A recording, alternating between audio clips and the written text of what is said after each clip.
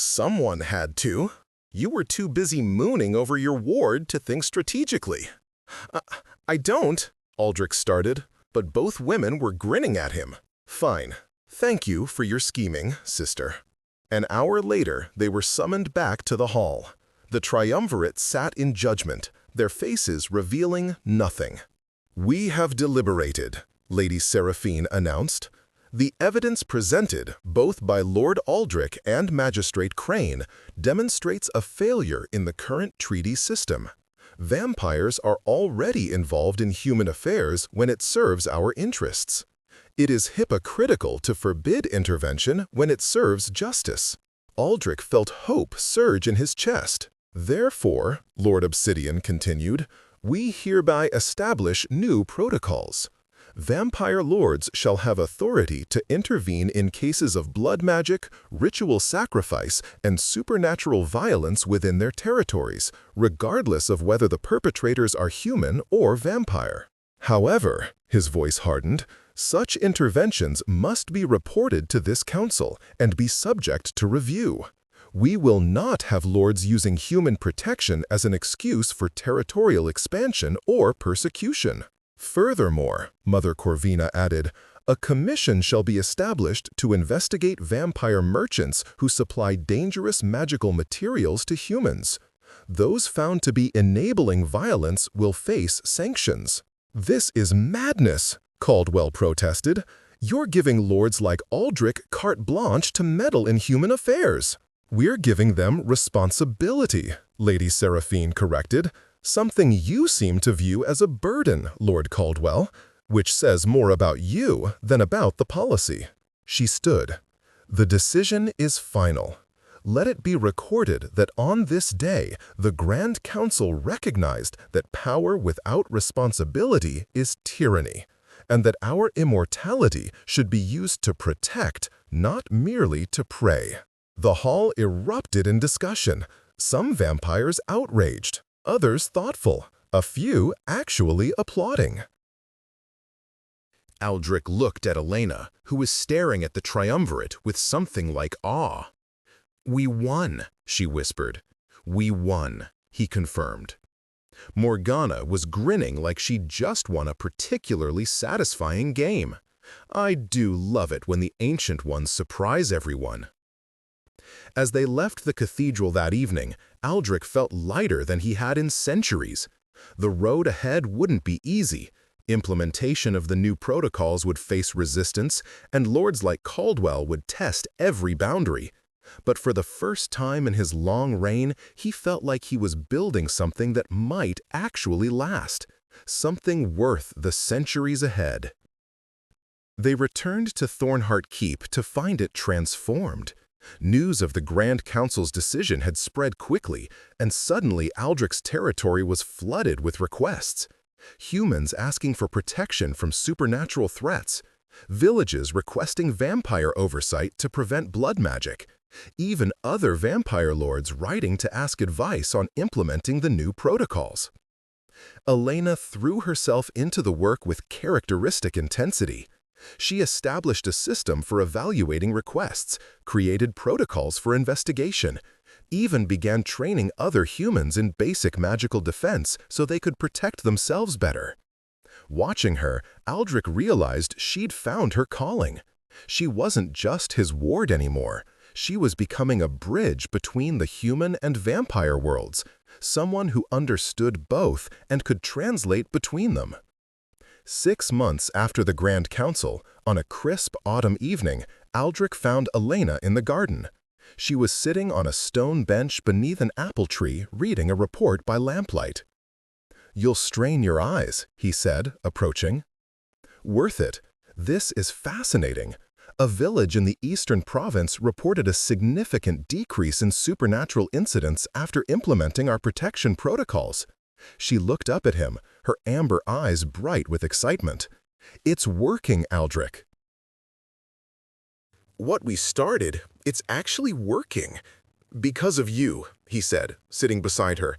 "I gave the speech and won the vote, but you're doing the real work, turning policy into practice."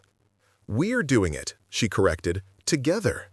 The word hung in the air between them, weighted with all the unspoken feelings that had been building for months. They'd been dancing around it, the growing affection, the way they sought each other out, the fact that Aldrich's first thought every evening was finding Elena. "Elena," Aldrich said carefully, "I need to tell you something." She set down her report, giving him her full attention. "What is it?" "When I saved you that night, I told myself it was just duty, just doing what was right. And then when I brought you here, I told myself you were just a ward, someone under my protection." He turned to face her fully. "But somewhere between that rainy road and now, you've become more than that. You've become important to me, more important than is probably wise." Elena's breath caught. "Aldrich." "Let me finish," he said gently. "I'm 400 years old, Elena. I've seen empires rise and fall. I've watched everyone I ever cared about as a human turn to dust. And I learned to protect myself by not caring too deeply, by keeping everyone at arm's length." He reached out, carefully taking her hand in his. "But you've gotten past every defense I built, and I don't know what to do about that." "Do you want to do something about it?" Elena asked quietly. "Or are you just acknowledging it?" "I don't know," Aldrich admitted. "You're human. You'll age and I won't. You'll die and I'll continue. Caring about you means accepting a future where I lose you, where I watch you grow old while I stay exactly as I am now. It's not fair to either of us." "Nothing about life is fair," Elena said. "My wedding night taught me that." She squeezed his hand. "But here's what else I learned. Hiding from pain doesn't prevent it. It just prevents joy. You saved me, Aldrich. Not just from the Blackwoods, but from a life where I would have been nothing but a commodity to be traded. You gave me purpose, education, freedom. You gave me a life worth living." "Elena." "I'm not finished," she said, echoing his earlier words. "I know what you are. I know you're going to outlive me by centuries. I know this can't have a happy ending in the traditional sense. But I also know that I've never felt safer, more valued, or more seen than I do with you. And if the choice is between a few decades of happiness with you or a longer life spent always wondering what if, I'll take the happiness." Aldrich stared at her, this extraordinary human who'd somehow become the center of his world. "You deserve better than a vampire who can't give you a normal life." "I don't want normal. Normal tried to kill me, remember?" Elena smiled. "I want extraordinary. I want purpose and adventure and a partner who sees me as an equal, not a possession.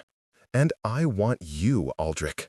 However long we have, in whatever form this takes, I want you." For 4 centuries, Aldrich Thornhart had been the vampire king, cold, distant, controlled. But in that moment, sitting in the garden with Elena's hand in his, he let himself be just Aldrich, just a man or the memory of one who'd found something precious and rare. He leaned forward slowly, giving her every chance to pull away. She didn't. Their lips met in a kiss that was gentle and careful and full of promises neither of them could keep, but both of them meant. The bride's bloodied hand slammed against the carriage window as it passed, her wedding veil torn and soaked with rain, her scream cutting through the thunder. "Please, save me. It's my wedding night." Wait, before the next revelation happens?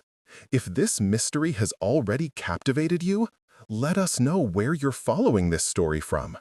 To make sure you don't miss any unexpected alliances or awakened powers, subscribe and join our circle.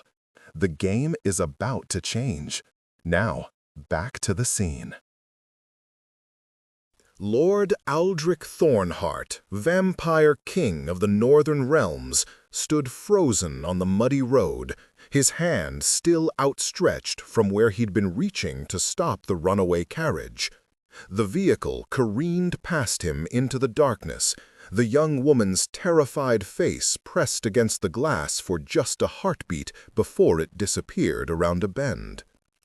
He'd been traveling alone, unusual for a king, but Aldrich had ruled for 4 centuries and had long since tired of entourages. When the carriage had come barreling down the mountain road with no driver at the reins. The horses were wild with panic, foam flying from their mouths, and inside, Aldrich moved. Not with human speed, but with the supernatural velocity that made mortals whisper about shadows that walked. He caught up to the carriage in seconds, running alongside it, his dark coat billowing behind him like wings. Through the rain-lashed window, he could see her more clearly now. A young woman in an elaborate white wedding gown, the bodice stained with what looked like wine or blood, her dark hair falling in disarray around her shoulders. She was trying to open the door, but something was wrong. The handle moved uselessly in her hand, as if the mechanism had been deliberately broken. Aldrich leapt, landing on the driver's bench with perfect balance, despite the violent swaying of the carriage. He seized the reins and pulled back with strength no human could match.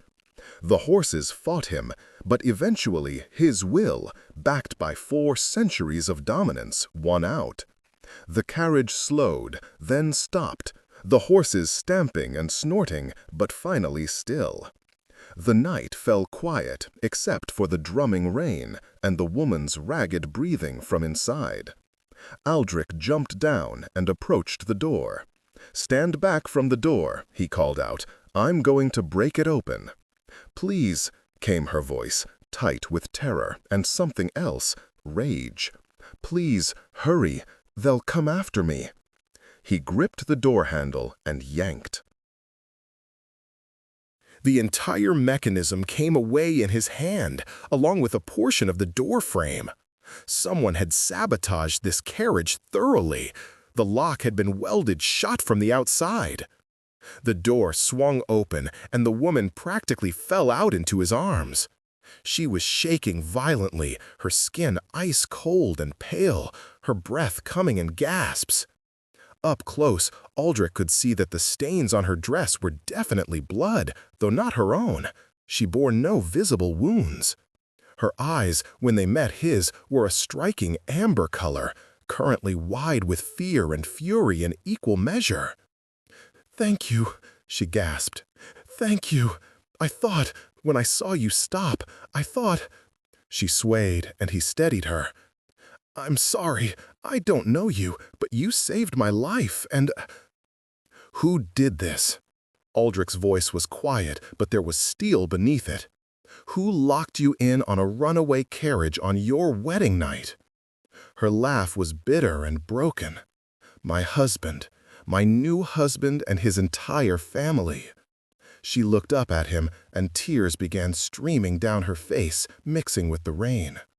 "They tried to kill me. On my wedding night, they tried to kill me, and they thought... Her words dissolved into sobs, and Aldrich found himself supporting the full weight of a traumatized bride in the middle of a storm-dark road. He looked around quickly. No pursuit yet, but if someone had planned this carefully enough to sabotage a carriage and set horses into a panic, they'd be checking soon to ensure their work was complete. "Can you walk?" he asked. "I don't know. My dress, it's so heavy, and She tried to take a step and immediately stumbled. The wedding gown was elaborate, with layers of silk and lace that must have weighed 30 pounds when dry. Soaked with rain and blood, it was practically an anchor. Aldrich made a decision. "I'm going to carry you. There's an inn about 2 miles up this road.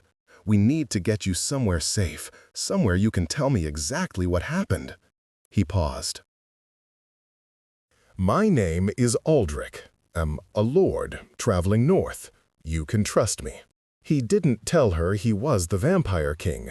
Not yet. That conversation could wait until she wasn't in shock.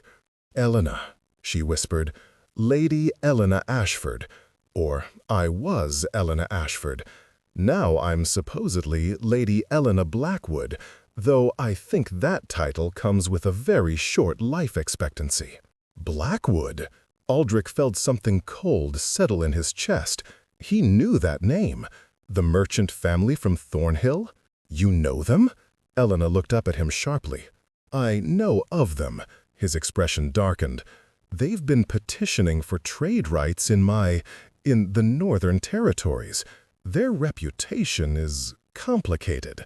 Complicated, Elena repeated hollowly. That's one word for it. Murderous is another. Aldrich swept her up into his arms, gown and all. She made a small sound of surprise, but didn't protest, instead wrapping her arms around his neck and holding on. He began walking up the road with smooth, effortless strides that covered ground far faster than any human could walk, though he was careful not to move so fast as to frighten her further. Tell me what happened, he said quietly, from the beginning. Elena took a shuddering breath. My father was Baron Ashford. Our lands border the Blackwood merchant holdings. 6 months ago, Marcus Blackwood began courting me.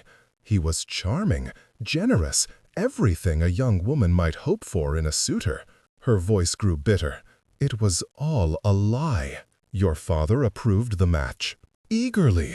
The Blackwoods are wealthy, and our family, we've had financial troubles. Bad investments, poor harvests. My father saw Marcus as the solution to all our problems. She laughed that broken laugh again. He told me I was lucky, that I should be grateful for such an advantageous marriage. Aldrich felt anger building in his chest, cold, ancient anger, at the way humans so often treated their daughters like commodities to be traded. The wedding was tonight, Elena continued. Elaborate, expensive. The Blackwoods insisted on paying for everything.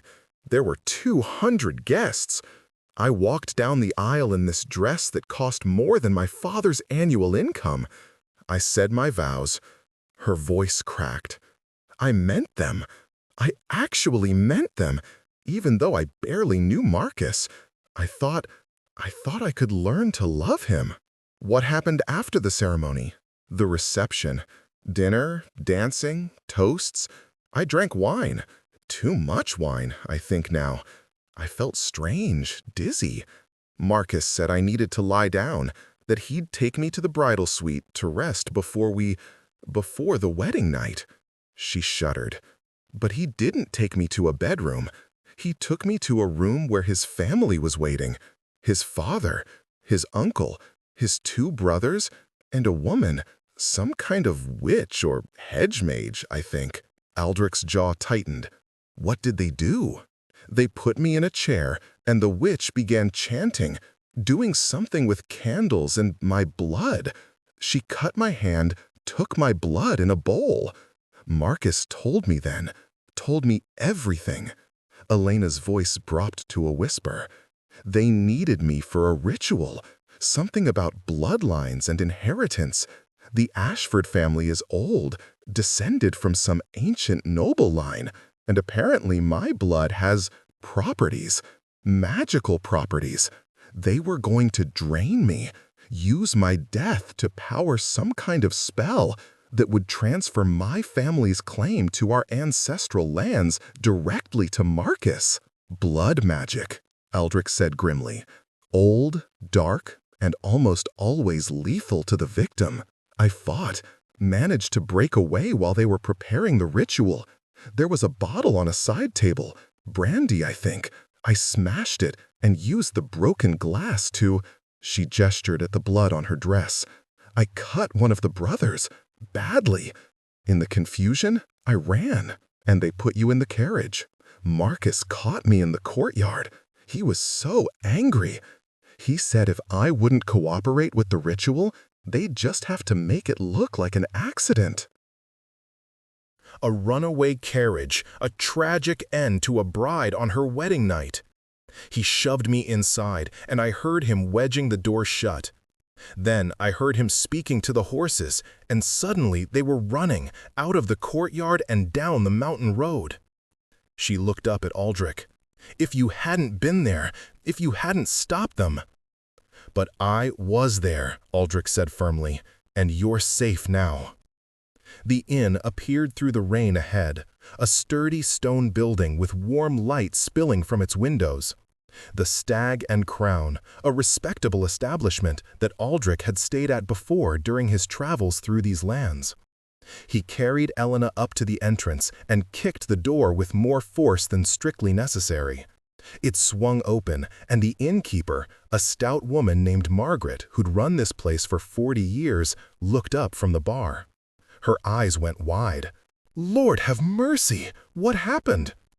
"This woman needs a room, a fire, dry clothes, and hot food," Aldrich said, striding inside.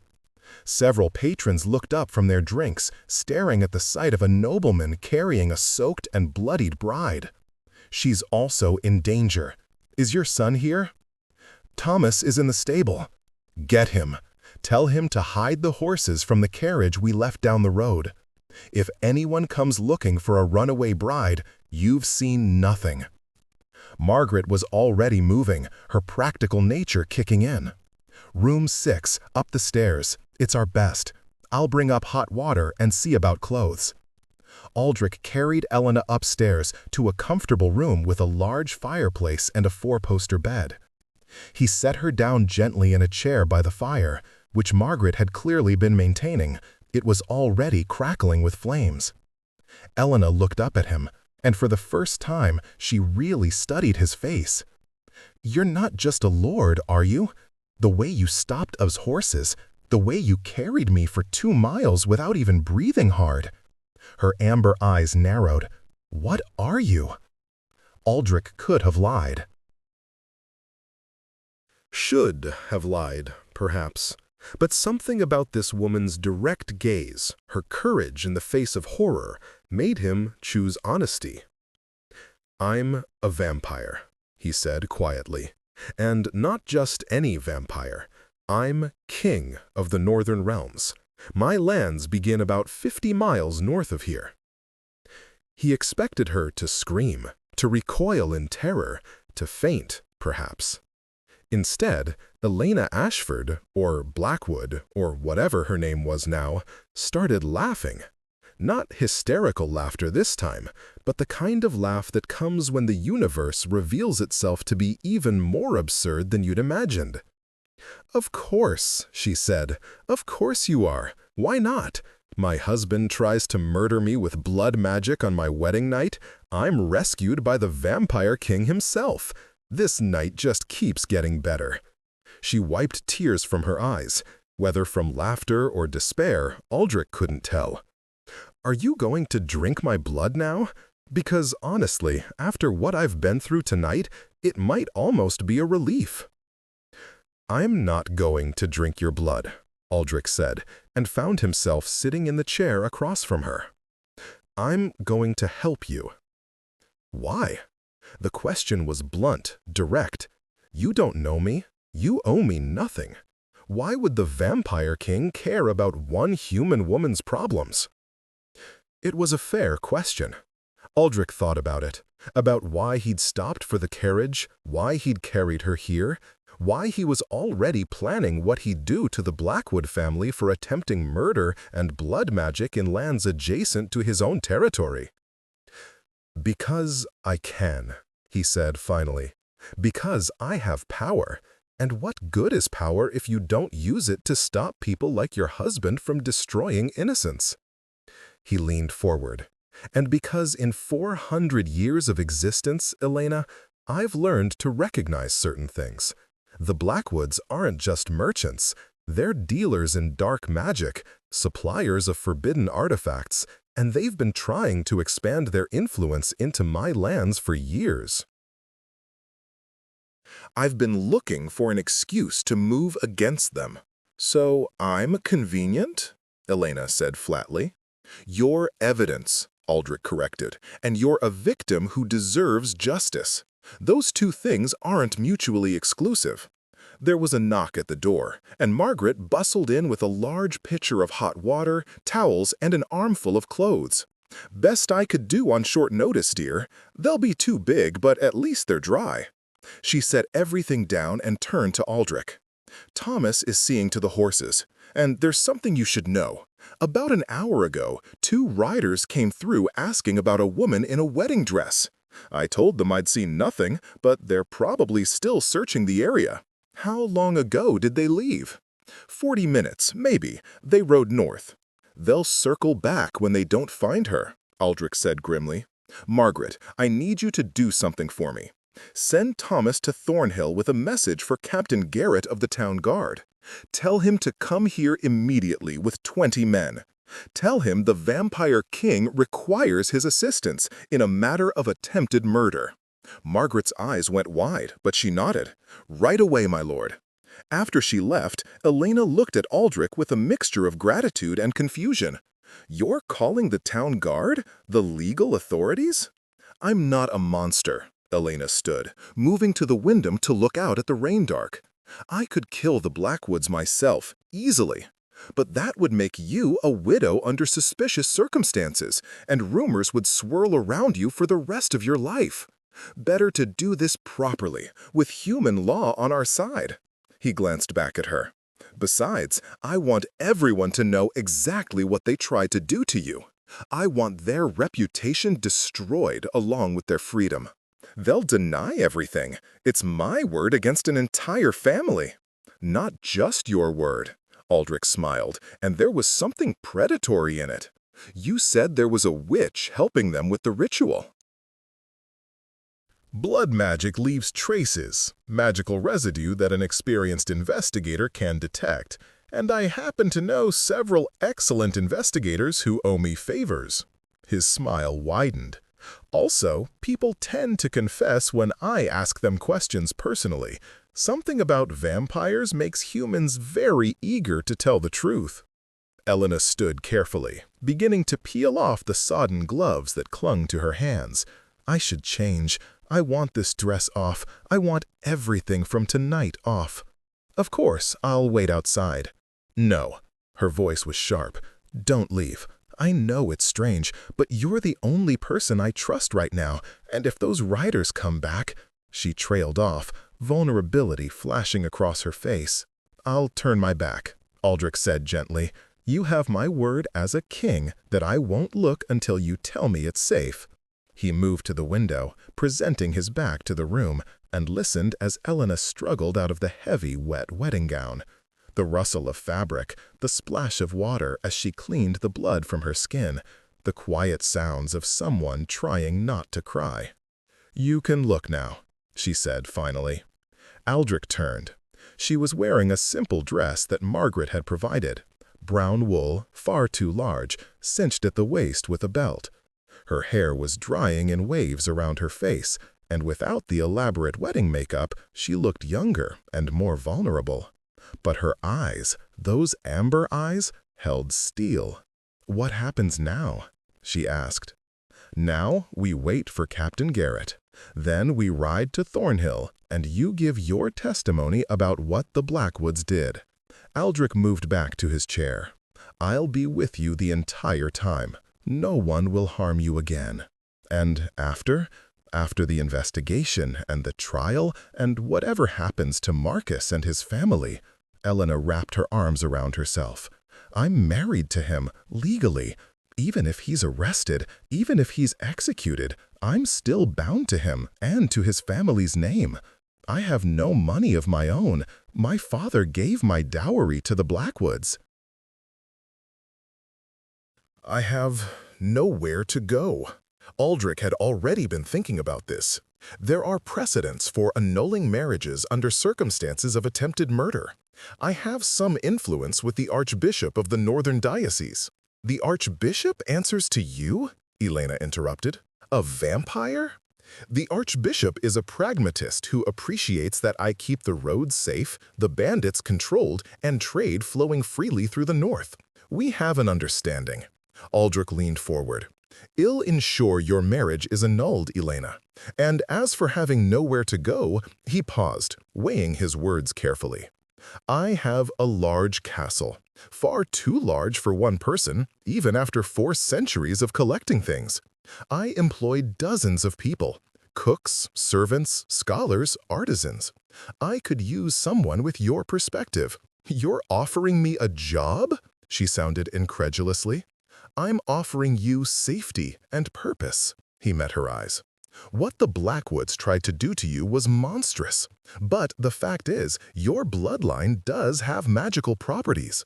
That makes you valuable and vulnerable. Under my protection, in my household, you'd be safe from anyone who might try to use you for blood magic. And you'd have the chance to learn about your own heritage, to understand what makes your blood special. I'd be living with a vampire. You'd be living with someone who just saved your life and is offering you a future. Aldrich's voice was steady. But the choice is yours, Elena. I'm not your husband. I'm not your father. I won't force you into anything. She was quiet for a long moment, staring into the fire.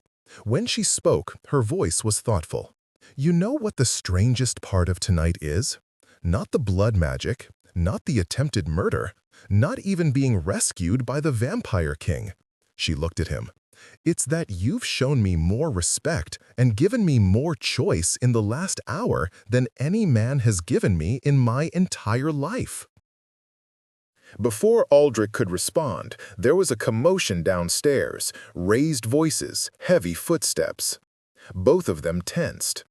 Margaret, a man's voice, harsh and demanding, were looking for a woman, a bride. She was in a carriage that came down this road. Aldrich moved to the door in a blur, opening it silently and positioning himself where he could hear but not be seen. I told you before, I've seen no brides tonight. Margaret's voice was firm. Just my regular patrons and one gentleman traveler. Now, if you'll excuse me, we need to search your rooms. You'll do no such thing without proper authority.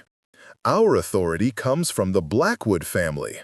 Aldrich had heard enough. He descended the stairs with supernatural speed and silence, appearing behind the 2 men before they realized he was there. Up close, he could see they were rough-looking men in hired swords, wearing the Blackwood family crest on their cloaks. I believe the lady said no, Aldrich said quietly. Both men spun around, hands going to their weapons, but they froze when they saw him, really saw him. His eyes, which he wasn't bothering to hide now, had gone silver bright in the dim light. His fangs were visible when he smiled. You're, one of them gasped. Lord Aldrich Thornheart, he confirmed, the Vampire King. And you're trespassing in an establishment under my protection, searching for a woman who has placed herself under my care. He took a step forward, and both men stumbled backward. Now, you can leave peacefully, or you can explain to your employers why you thought it was a good idea to threaten someone I've claimed as my ward. Choose quickly. The men exchanged glances, clearly terrified, but also torn. Whatever they'd been promised by the Blackwoods must have been substantial. The Blackwoods won't be pleased, one began. The Blackwoods attempted blood magic and murder tonight, Aldrich interrupted, his voice dropping to a lethal purr. Do you really want to tie your fate to theirs? Because I promise you, when Captain Garrett arrives with the town guard in about... He paused, listening to distant hoofbeats. 10 minutes? Everyone connected to tonight's events will be questioned, thoroughly. That did it. The men practically ran out of the inn, leaping onto their horses and disappearing into the night. Margaret exhaled shakily. Thank you, my lord. Keep the door barred until Garrett arrives, Aldrich instructed, then returned upstairs to where Elena stood in the doorway of her room, having clearly heard everything. You claimed me as your ward, she said. That's a formal declaration, isn't it, among vampires? It is. Aldrich had made the declaration deliberately, knowing its weight. It means anyone who harms you harms me. It places you under my protection as surely as if you were family. You barely know me. I know enough. He held her gaze. I know you're brave enough to fight back against people trying to kill you. I know you're smart enough to recognize when you need help. And I know that you deserve better than what was done to you tonight. He paused. Unless you object to the declaration, I can withdraw it. No. Elena's voice was firm. Don't withdraw it. I'm just surprised and grateful. She managed a small smile. Does this mean I'm a princess now? Ward of the Vampire King? It means you're under the protection of a very old, very powerful vampire who takes his responsibilities seriously, Aldrich replied. The title is negotiable. Captain Garrett arrived 15 minutes later with 20 guardsmen, all armed and looking grimly determined. He was a seasoned warrior in his 50s with salt and pepper hair and shrewd eyes that took in the situation immediately. Lord Thornhart, he said, bowing respectfully, your message said attempted murder. Lady Elena, Aldrich gestured to where she stood at the top of the stairs, was attacked by her husband's family on her wedding night. They attempted to use blood magic to drain her life, and when she escaped, they locked her in a runaway carriage and sent it down the mountain. Garrett's expression darkened. That's a serious accusation against the Blackwood family. It's also the truth, Elena said, descending the stairs with as much dignity as someone in an oversized borrowed dress could muster. And I'll swear to it under any oath you require. For the next hour, Elena gave her testimony while Garrett took careful notes. Aldrich watched, impressed by how clearly she recounted the night's events despite her obvious exhaustion and trauma.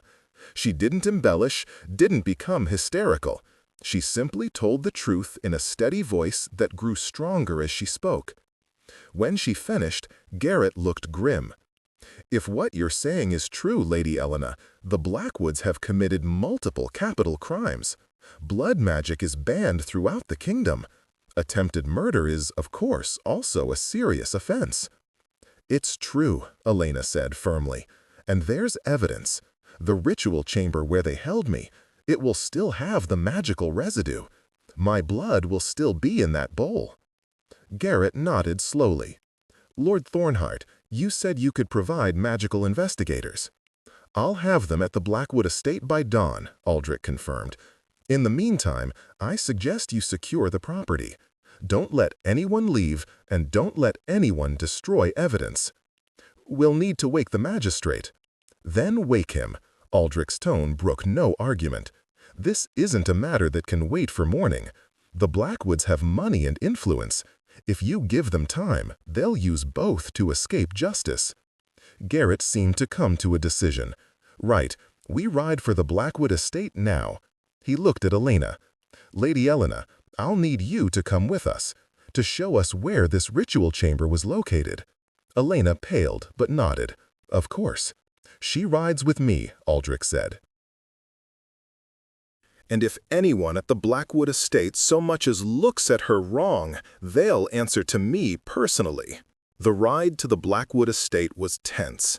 Elena sat in front of Aldrich on his horse, exhausted but determined, while 20 guardsmen rode around them in formation. The rain had stopped, but the roads were muddy and treacherous. The Blackwood Manor was a sprawling structure of dark stone that reeked of new money and pretension. Every window was lit. Clearly the family was still awake, probably planning their next move. Garrett hammered on the door with the pommel of his sword. Captain Garrett of the Thornhill Guard, open in the name of the king.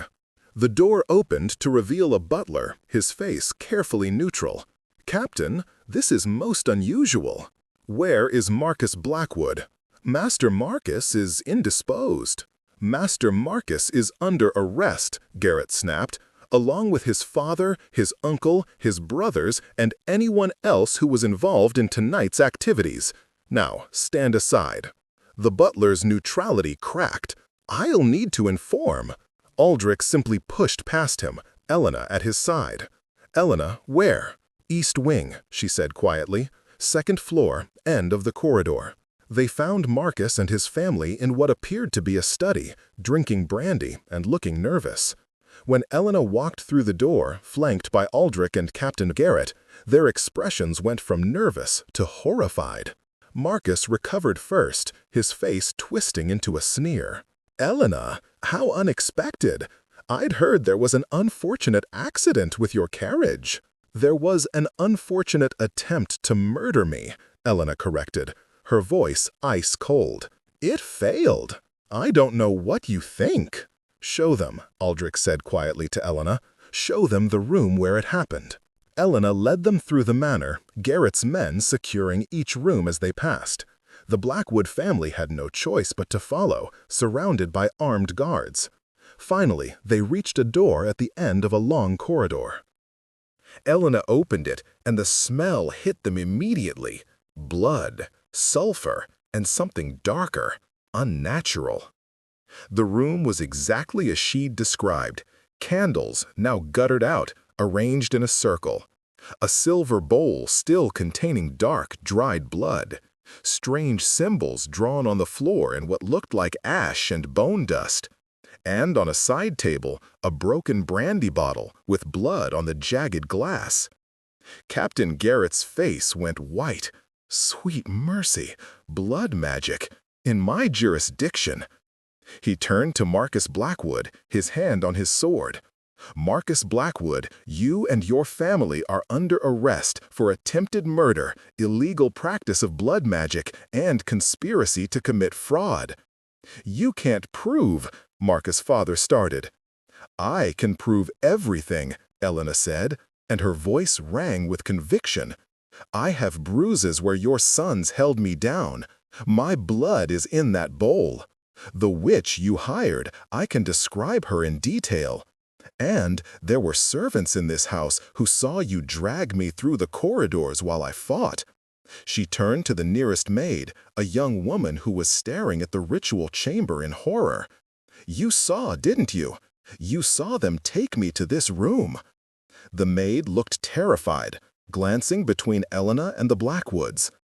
Aldrich stepped forward, and his eyes caught hers, not compelling her exactly, but giving her courage. "Tell the truth," he said. "You're protected now. They can't hurt you." I saw," the maid whispered. "I saw Master Marcus dragging Lady Elena. She was crying, begging him to stop. He told me if I said anything, I'd be dismissed without references." Tears started down her face. "I'm sorry, m'lady. I was too afraid." "It's all right," Elena said softly. "I understand.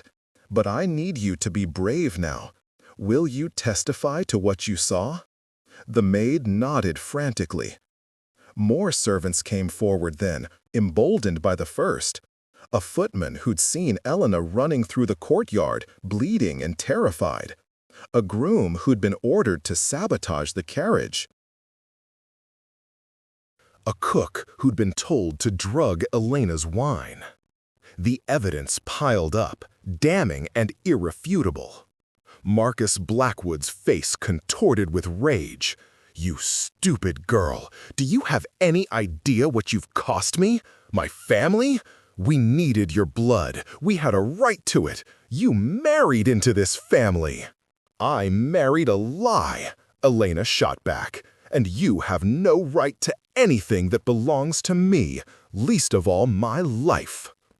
Aldrich felt something dark and satisfied settle in his chest as he watched the Blackwoods being shackled in chains. Justice, human style, could be slow and bureaucratic, but when it finally moved, it was thorough. "Lord Thornhart," Garrett said, approaching him, "the magistrate will want to speak with you and Lady Elena in the morning. This is going to be a significant trial. The Blackwoods have connections throughout the region." "Let them use their connections," Aldrich replied. "I have connections of my own, and I promise you, Captain, when this is finished, everyone will know exactly what kind of family the Blackwoods really are. The trial lasted 3 weeks. Elena testified, as did a dozen servants, 2 magical investigators who confirmed the presence of blood magic residue, and a very nervous witch who'd been tracked down and convinced, with some subtle pressure from Aldrich, to confess her part in the ritual. The Blackwoods lawyers tried every trick they knew. They claimed Elena had misunderstood, that the ritual was harmless, that she'd panicked over nothing. They questioned her character, her motives, her sanity. But Elena stood firm, and with Aldrich sitting in the courtroom gallery every single day, a silent, powerful reminder of whose ward she was, no one dared push too hard. The verdict came on a gray afternoon. Guilty on all counts. Marcus Blackwood and his father were sentenced to death. His uncle and brothers received life imprisonment. The family's assets were seized, their trade licenses revoked, their name permanently blackened. Elena stood in the courtroom as the sentences were read, her face expressionless. When it was over, Aldrich met her outside. "How do you feel?" he asked. "Empty," she admitted. "I thought I'd feel victorious, or at least relieved, but I just feel empty." She looked at him. "Is that wrong?" "It's human," Aldrich replied. "You've been through trauma, and justice doesn't erase that. It just ensures the people who hurt you can't hurt anyone else." "What happens now?" "Now," Aldrich said, "you come north with me. The Archbishop has agreed to annul your marriage. The documents are already prepared. You're no longer Lady Elena Blackwood. You're Elena Ashford again, ward of House Thornhart." "Ward of a vampire?" Elena said, but she was smiling slightly. "My father would be horrified." "Speaking of your father, he's petitioned to see you." Elena's expression hardened. "No, he sold me to the Blackwoods. He didn't bother to investigate their character or their intentions. As far as I'm concerned, I don't have a father anymore." Aldrich nodded, unsurprised. "I thought you might feel that way. I've had his petition denied." They rode north the next day, accompanied by a small escort of vampires from Aldrich's household who'd come to collect their king and his new ward. Elena watched them with fascination. They were nothing like the monsters from stories. They were courteous, disciplined, even friendly. "You really have built something different, haven't you?" she said to Aldrich. "A vampire kingdom where humans and your kind coexist?" "I try," he replied. "It's not always easy. There are always those like Victor." He paused, realizing he'd mentioned a name Elena wouldn't know. "Never mind, old history." "Tell me," Elena said. "I want to know about the world I'm entering." So Aldrich told her about his long rule, about the battles he'd fought to establish peace, about the delicate balance between vampires and humans in his lands. He told her about Morgana, his sister. About the household shed bejoining, about the library that rivaled any in the kingdom, and the scholars who studied everything from ancient history to practical magic. Elena listened, asking sharp questions that showed she was already thinking about her place in this new world. They reached Thornhart Keep as the sun was setting, casting the black stone castle in shades of red and gold. It was massive, ancient, and imposing, but lights glowed in the windows, and smoke rose from the chimneys, making it look almost welcoming. Morgana met them in the courtyard, elegant in a gown of midnight blue. She studied Elena with frank curiosity. "So, you're the bride my brother rescued," she said. "You've caused quite a stir." "I didn't mean to," Elena replied honestly. "The best disruptions are rarely intentional," Morgana smiled. "Welcome to House Thornhart, Elena. I've prepared rooms for you in the South Tower.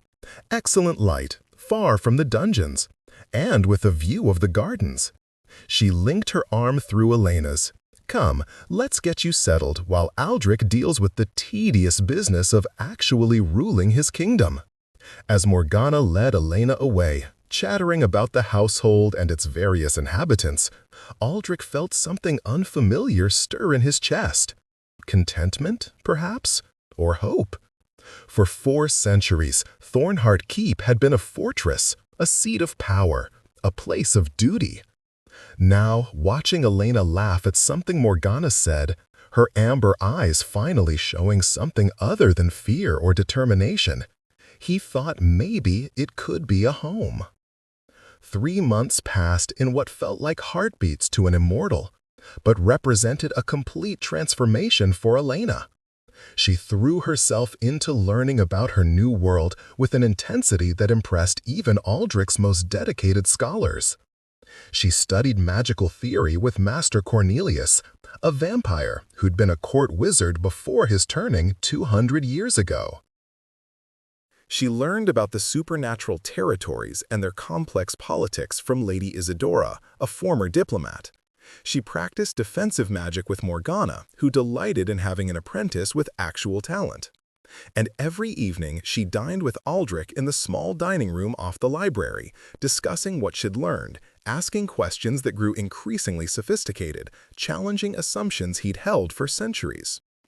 "I still don't understand why you separate yourself from humanity," Elena said one night over wine. She drank, he watched, both content with the arrangement. "You were human once. Why treat it like it's something completely foreign?" "Because it is foreign now," Aldrich replied. "I've been a vampire 3 times longer than I was human. Those mortal memories feel like they belong to someone else." "But they don't, do they? They're still your memories, your experiences." Elena leaned forward, animated by the wine and the argument. "You talk about the humanity you lost, but I see it every day. The way you ensure your human servants are well paid and well treated.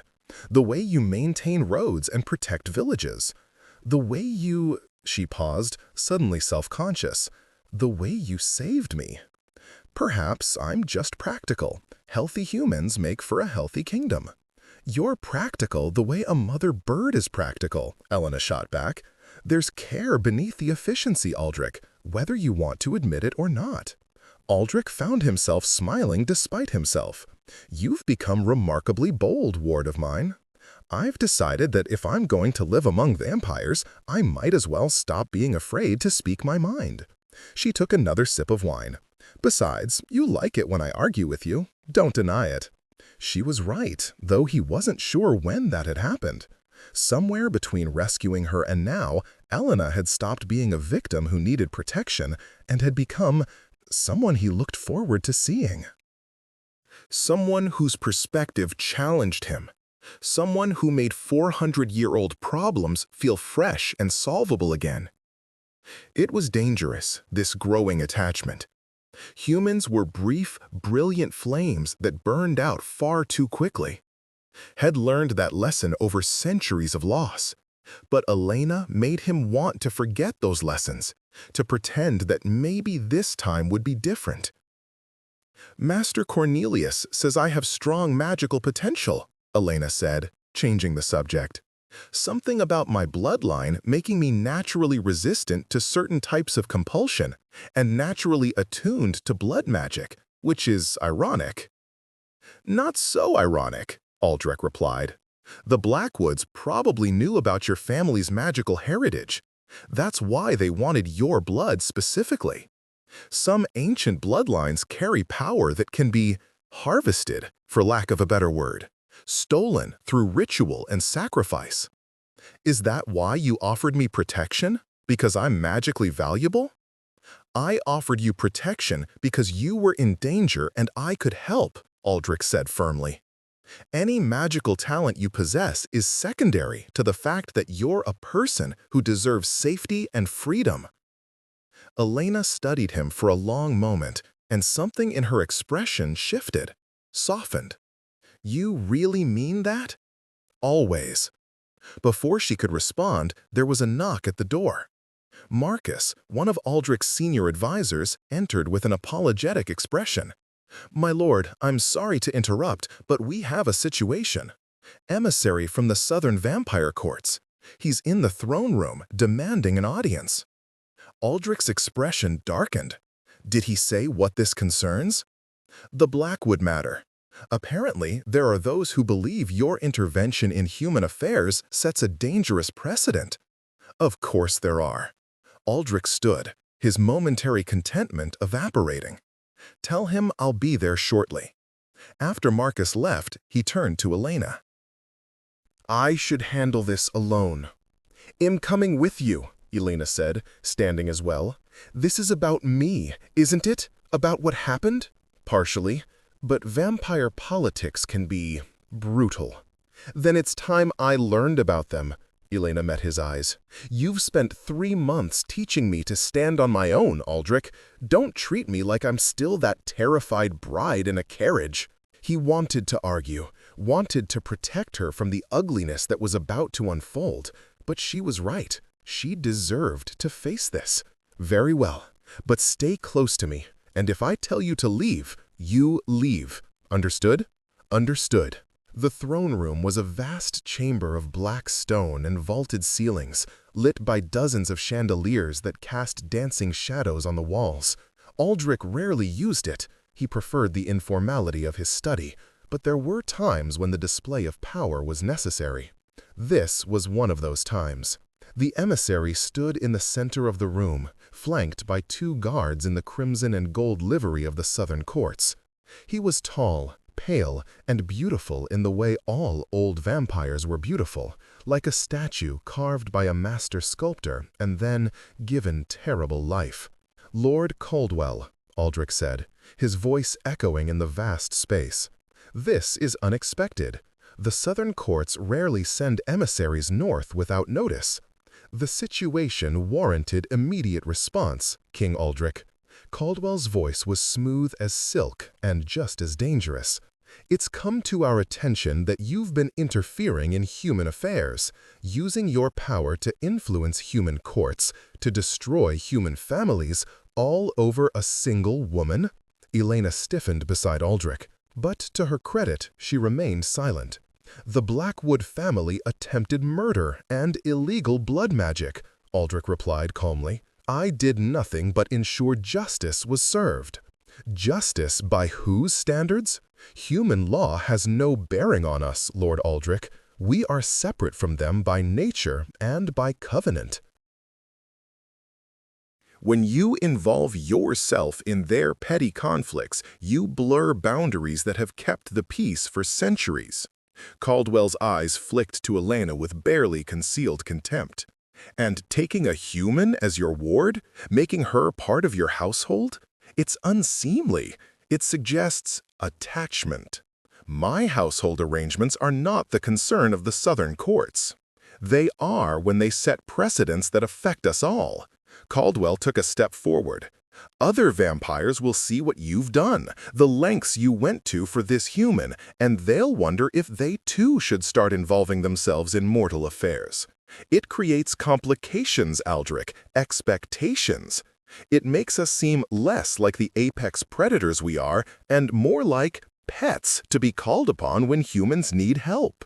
Or, Elena spoke up, her voice clear and strong, it shows that vampires can be more than mindless predators, that you can choose honor over hunger. Caldwell turned his cold gaze on her.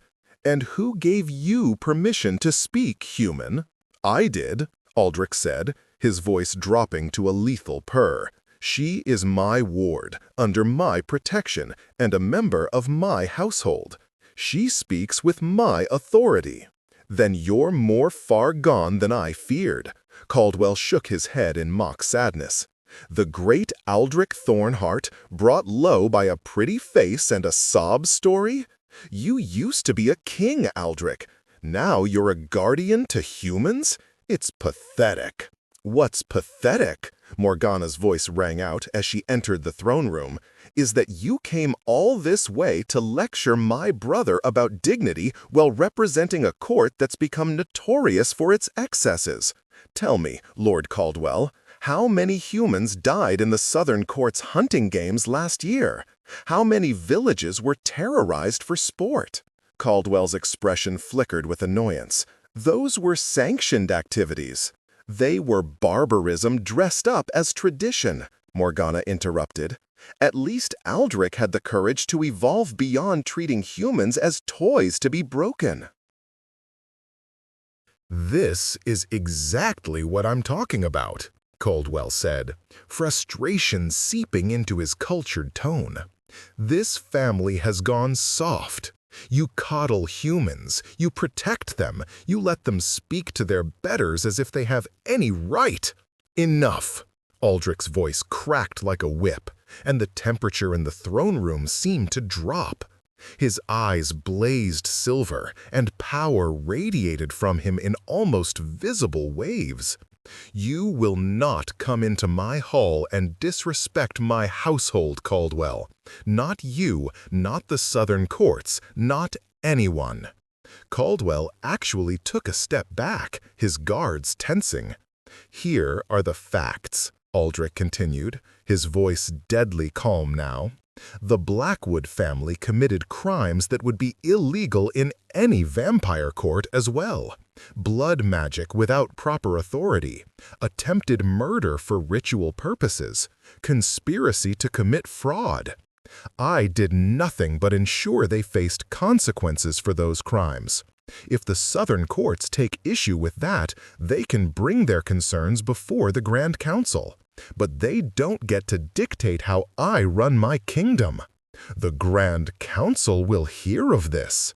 I'm counting on it, Aldrich smiled, showing fang. I've been wanting to propose new treaties regarding human-vampire relations anyway. This seems like the perfect opportunity. And while we're discussing precedents, let's talk about the precedent of vampire lords who think their immortality gives them the right to terrorize mortals without consequences. Caldwell's face hardened. You're making enemies, Aldrich. I already had enemies. At least now they know where I stand. Aldrich gestured toward the door. You've delivered your message, Lord Caldwell. Now leave my territory before I decide that the Southern Court's attempt to intimidate my ward constitutes a violation of guest right. The threat was clear. Caldwell could push this further, but it would mean escalating to actual conflict, something the Southern Courts weren't prepared for. Aldrich's northern territories were too well defended, his reputation too formidable.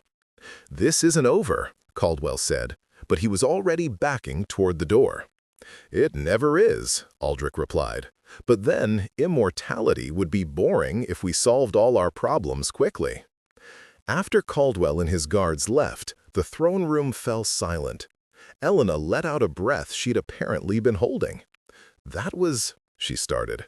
Terrifying, Morgana supplied. Thrilling, politically disastrous. Honest, Elena finished. He was honest about what you are, Aldrich, about what it means that you chose to help me. Aldrich looked at her, this human woman who'd somehow become central to his household in just 3 months. Did it frighten you, seeing how other vampires view humans? A little, Elena admitted, but mostly it made me grateful that I ended up with you instead of someone like Caldwell. She smiled slightly. And it made me determined to prove him wrong, to show that humans aren't just prey or pets, but partners who can contribute to your world. You already have, Morgana said warmly. You've given the human staff courage to speak up about problems they used to just endure. You've brought fresh perspectives to centuries-old debates. And you've reminded us that being vampire doesn't mean we have to stop being civilized. She glanced at her brother, though Aldrich might have remembered that anyway. He's disgustingly noble. I'm practical, Aldrich muttered. You're noble and you hate admitting it, Elena teased. Then her expression grew serious. What happens now? Will there be repercussions from the Southern Courts? Probably. Aldrich moved toward the window, looking out over his lands. They'll agitate at the Grand Council, try to paint me as a reformer who's dangerous to vampire interests. Some of the more traditional houses will agree with them. And the others? The others have been waiting for someone to challenge the old ways. I've built something stable here, a kingdom where humans and vampires coexist without constant bloodshed. Other lords have noticed. Some admire it. Some want to replicate it. He turned back to face her. You've become a symbol, Elena, whether you intended to or not. The human who stood up to her persecutors and won, protected by a vampire king who believes in justice over tradition. I didn't ask to be a symbol. Symbols rarely do. Morgana joined her brother at the window. But you can choose what kind of symbol to be. A passive victim who got lucky, or an active participant who's helping reshape vampire-human relations. Elena thought about that for a long moment. I want to help, however I can. If there are other humans who need protection, if there are ways to improve relationships between your kind and mine, I want to be part of that. Aldrich felt that dangerous warmth in his chest again, the one that whispered this human was special, that maybe this time was different. He pushed it down, but not as far as he used to. Then we'll start with the Grand Council, he said. It convenes in 2 months at the Cathedral of Night. I'll be presenting my case for new human protection treaties, and you'll be coming with me. To a gathering of vampire lords? Elena's eyes went wide. To show them that humans are worth protecting, Aldrich corrected. That you're intelligent, capable, and deserving of rights even in our world. He smiled slightly. Besides, you argued with Lord Caldwell and lived. The Grand Council should be easy after that. The 2 months before the Grand Council passed in a flurry of preparation. Elena studied vampire law and politics until she could recite precedents in her sleep. Morgana taught her the formal protocols of vampire courts, who to address first, how to show respect without submission, the subtle art of vampire diplomacy, and Aldrich found himself spending more and more time with his ward, ostensibly to prepare her for the council, but really because he'd come to crave her company. She made him laugh. She challenged his assumptions. She looked at him and saw not a monster or a king, but simply Aldrich. It was dangerous. He knew it was dangerous. But 400 years of loneliness had worn down his defenses, and Elena had slipped through the cracks. The night before they were to leave for the council, Aldrich found Elena in the library, surrounded by books and looking overwhelmed. "Second thoughts?" he asked. "10 thoughts," she admitted. "What if I make a fool of myself? What if I say the wrong thing and damage your position? Then I'll handle it." Aldrich sat across from her. "Elena, I'm not bringing you to the council to parade you around or to use you as a political prop. I'm bringing you because you deserve to be there, because your voice matters, and because someone needs to remind the ancient vampires of the Grand Council that humans aren't just food sources or playthings." "No pressure then," Elena said, but she was smiling. "You'll be fine. You faced worse than a room full of pompous immortals." Aldrich leaned back in his chair. "Though I should warn you, there will be vampires at the council who are older and more powerful than me. Some of them are centuries older. Don't let them intimidate you." "The way you say that makes me think I absolutely should be intimidated." "Probably, but do it quietly and with dignity." Elena laughed, and Aldrich realized how much he'd come to love that sound. Not the bitter, broken laugh from her wedding night, but this, genuine amusement, joy even. She'd healed in his household, had found safety and purpose, and something approaching happiness. "Aldrich," Elena said, her expression growing serious. "Why are you really doing this? Fighting for human rights at the Grand Council, taking on the Southern Courts. All of it, because it's right." That's not the whole answer. She was too perceptive. Aldrich was quiet for a moment, weighing how honest to be. "Because I'm tired," he finally said. "Tired of pretending that being a vampire means being a monster. Tired of watching humans suffer under vampire rule in other territories and telling myself it's not my problem. Tired of, he paused, of being alone, even when surrounded by people. You're not alone anymore, Elena said softly. You have Morgana, your household, me. I know. Aldrich met her eyes, and something passed between them, an understanding, a connection that had been building for months. That's why I'm fighting now, because I finally have something worth protecting beyond just territory and power. Elena stood, moved around the table, and did something unexpected. She hugged him, just wrapped her arms around him and held on, her warmth seeping through his perpetually cold form. Aldrich froze for a moment, centuries of isolation making the gesture almost foreign. Then, slowly, he returned the embrace, careful of his strength, mindful of her fragility. "Thank you," Elena whispered, "for saving me, for everything." "Thank you," Aldrich replied, "for letting me." They stayed like that for a long moment, vampire and human, lord and ward, two souls who'd found unexpected solace in each other. Then Morgana's voice called from the doorway, amused and knowing. "If you two are quite finished having a moment, we need to discuss travel arrangements. The Cathedral of Night is 3 days' ride, and we should leave before dawn." Elena pulled back, blushing. Aldrich found himself smiling, despite the interruption. "We're coming," he said. "I assumed as much." Morgana's grin was wicked. "Just wanted to make sure you hadn't forgotten there's an actual kingdom to run between all this mooning about." "I don't moon," Aldrich protested. "You absolutely moon," Elena said, her confidence returning. "You're just very dignified about it." Morgana burst out laughing, and even Aldrich had to admit defeat. Perhaps he had gone soft. But looking at the two women who'd somehow become his family, he couldn't bring himself to regret it.